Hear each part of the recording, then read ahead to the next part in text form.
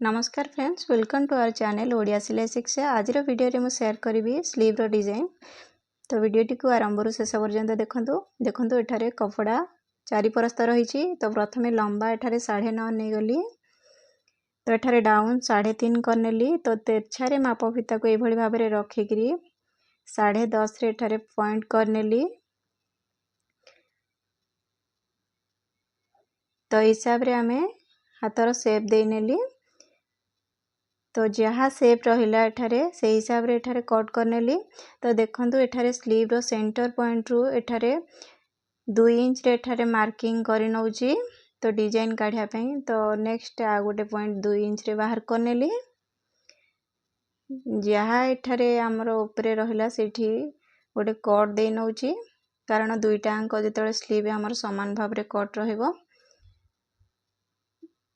एटा ऊपरे ही गला, तळे मध्य सेम 2 इंच लेखाए आमे मार्क लगेबा।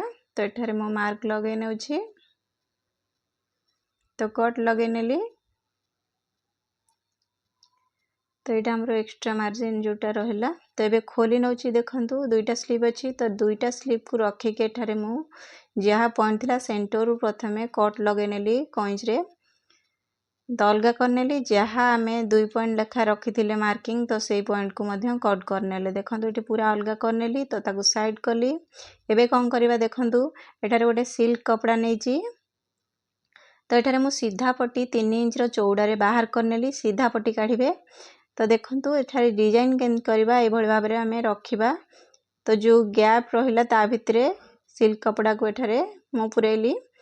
तो स्टिच केन देबा, देखंतु ए भଳି भाबरे गोटे परे रखी कि एम्ति स्टिच लगेबा। एम्ति कर सारला परे देखंतु नेक्स्ट हमर जोटा मेन फैब्रिक स्लीव रो रहिला, तो ताकू मध्ये नै के स्टिच टोटल से भଳିया हे जिवो। एबे स्टार्ट करिबा सिलाई। देखंतु धीरे धीरे मशीन रे ए भଳି भाबरे स्टिच कर नेबे।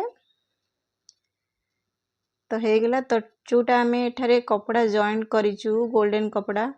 तो देखंतु टिक्के बढ़े की काटिबे जो लेंथ रहिबो, कारण छोट बड़ हैला हमें परे काटि नै परिबा। तो सब गुडा को एठारे म अटैच करनेली। देखंतु एठा फाइनल रहला, एटा अटैच हे गेला। एबे ए भଳି भाबरे अटैच हे जाईची। तो एबे आमे केमती डिजाइन करबा, देखंतु एठारे बॉक्स टाइप रो गोटे प्लेट दबा। ए भଳି करी कि आमे मेन फैब्रिक को बंद करनबा, जेमती हमरो पछटा बॉक्स टाइप रो रहि जिवो। तो ऊपरे जहा करबा एठारे बॉटम रे मध्य से भलिया करी कि आमे स्टिच लगेबा। तो एठारे मु पिन लगे कि देखै नेबी। तो सेम प्रोसेस सब गुडा का हबो। तो एठारे पिन लगे नै छी मु, वीडियो लंबा न होबा पई। एबे मशीन रे आमे स्टिच करनबा जो प्लेट देइचे। तो ऊपरटा स्टिच हे गेला। तो एटा बॉटम टा एबे स्टिच कर दबा से भଳି भाबरे। देखंतु प्लेट देकी ए भଳି भाबरे आमे स्टिच करनबा पूरा टोटल टा। एबे स्टिच हे गेला। तो एक्स्ट्रा देखंतु मु कहिथिली टिके लंबा रखिले आमे बळिले काटि नबा। तो एबे काटि नेली जहा एक्स्ट्रा थिला। तबे देखि पारुथिबे पूरा बढ़िया भाबरे गोटे बोल्ड डिजाइन हे जाईची। तो पिंधिला परे जणा पड़िबो केमती दिशा जाउची। तो एठारे बॉटम रे गोटे डिजाइन देबा पई मु एठारे कपड़ा सहित अस्त्र को जॉइंट कर नेची। तो एमती मोड़ी की भांगी नेली, प्रथमे साइज कर नेली। तो एबे देखंतु सेंटर पॉइंट रे आमे मार्क कर नबा। तो एठारे वी शेप रो गोटे मार्किंग लगेबा। तो डिजाइन पई तो मार्क लगे नेली। ऊपर देखंतु हाफ इंच छाड़ी नेची स्टिच मार्जिन पई। तो एठारे लॉक कर नबा। जो वी शेप करिथिले सेई वी शेप रे एठारे आमे स्टिच लगे नबा। तो ताकू आमे कट कर नबा 0.3 मार्जिन रखी की। एबे हे गेला देखंतु। तो आगु को टिक्के कट लगे नबा, सिलाई काटिबानी। तो ताकू सीधा पटो को एबे उल्टे नबा, डिजाइन बाहरिबा हमरो। तो देखंतु ए भଳି भाबरे उल्टेले एमती हमरो डिजाइन देखा जिवो।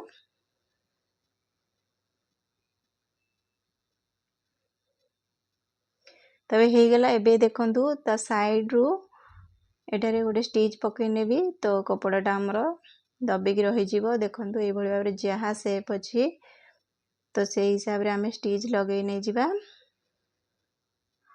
तो देखो जो कण आसूसी से छुंची को अटकई प्रेशर फुड को उठेकी जो सेप्रे अच्छी से सेप्रे आपण मैंने स्टिच कले तो सेप्टी सुंदर देखा स्टिच ठीक भाव में पड़ो यहाँ ध्यान रखिए। तो यहाँ कंप्लीट हो गला। तेरे देखु ताकू प्रथमे साइज करने सेंटर रू तो एक्स्ट्रा को जोड़ा बड़ा ताकू मार्किंग कर बाहर करने एवं देखो जॉइंट केन करवा तो ये भाव में रखा देखु एमती रखा तापर आम हाफ इंच रो सिलाई लगेगा तो सेंटर को जमती मैच कर स्लीव रो जो आमर बॉटम सेंटर रही ताहले डिजाइन ठीक भाव में देखा तो एठारे हाफ इंच नहीं कि एठारे मु स्टिच कर नौची प्रथमे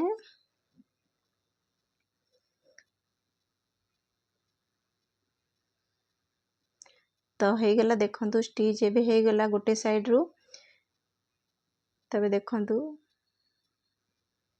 ताकू सीधा पट को नहीं आसीबा तो जो आमर हाफ इंच सिलाई मार्जिन देखंतु भितर रही गला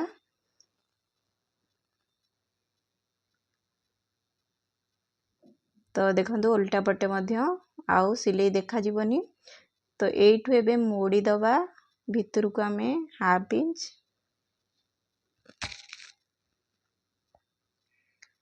तो एबे से हाफ इंच जो दबाई थिले ताकू आमे स्टिच लगे नबा पूरा साइड रू धीरे धीरे पूरा जेमती शेप अच्छी तो से हिसाब रे आमे स्टिच लगे नबा।